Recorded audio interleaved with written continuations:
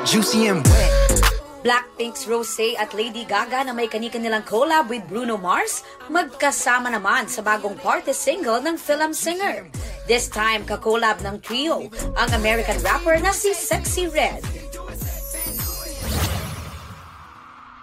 South Korean actor Kim Soo-hyun, tinuldukan na ang dating rumor sa kanila ng recent leading lady niyang si Kim Ji-won. Sa isang app, sinagot niya ang fans ng "Please watch dramas as dramas." Sa Hollywood,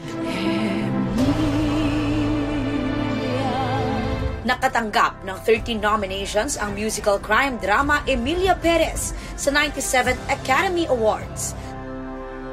I promise. Sinundan niya ng The Brutalist at Wicked na may tig-10 nominasyon. Sa March 7 ang award ceremony. Meanwhile, nasa Iloilo na ang cast ng Prinsesa ng City Jail para sa Dinagyang Festival. Present sa Kapuso Mall show sina Allen Ansay, Will Ashley at Denise Laurel.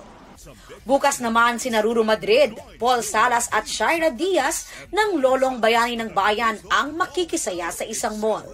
Habang nasa Festive Walk Iloilo, sina Jillian Ward, Yasser Marta and Michael Sager ng My Ilonggo Girl.